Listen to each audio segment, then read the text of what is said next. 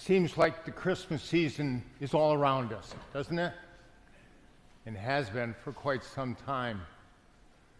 And I thought today I'd be a little defiant of that because we haven't begun the Christmas season, so I wore my purple sweater. Because we're still in Advent.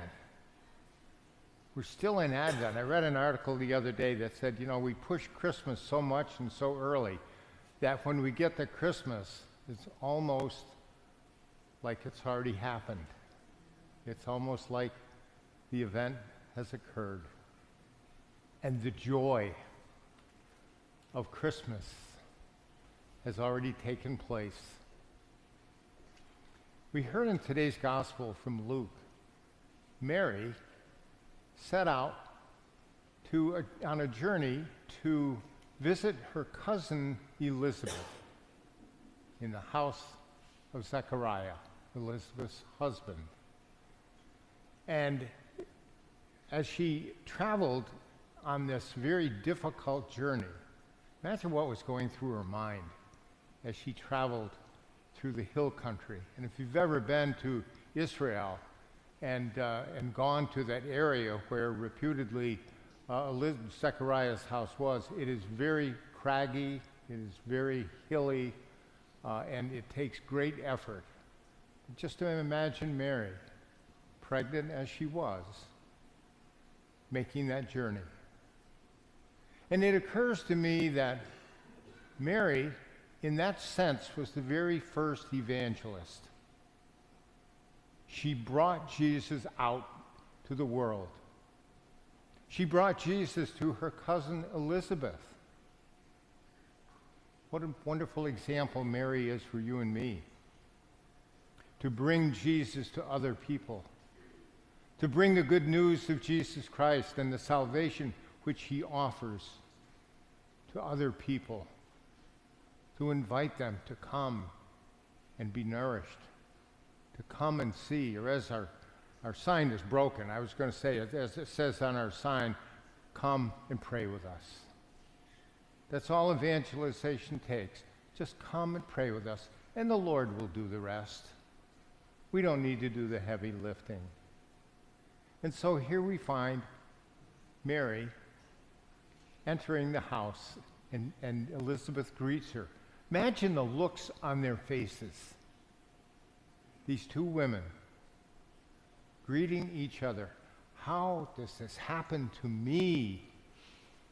Elizabeth said that the mother of my Lord should come to me. Other than Mary, I wonder who the first person was to recognize Jesus. And I would submit that in the Gospel of Luke, we find an answer. It was John the Baptist, because Elizabeth was pregnant with John the Baptist. And John the Baptist did what? He leaped for joy.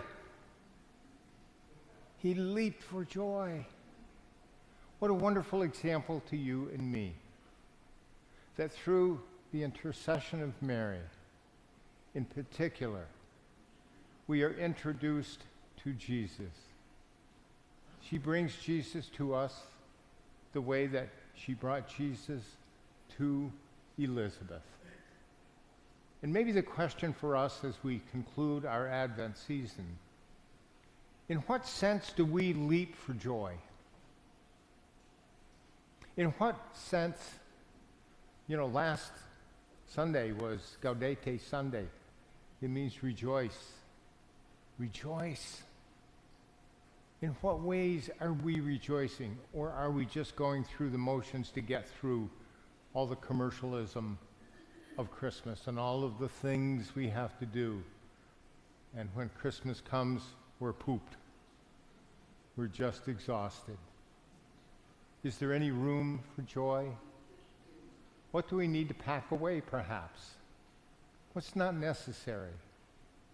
How do we make room within ourselves to greet the Lord as John the Baptist did?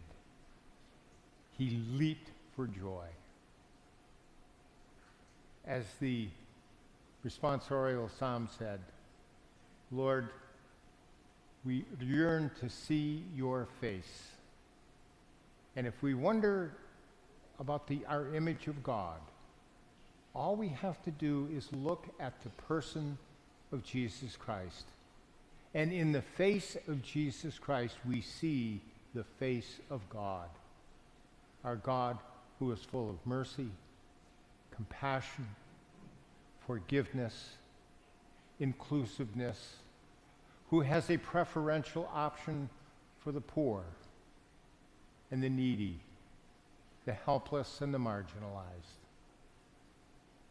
May the remainder of our Advent season be filled with joy that in Jesus Christ we see the face of God.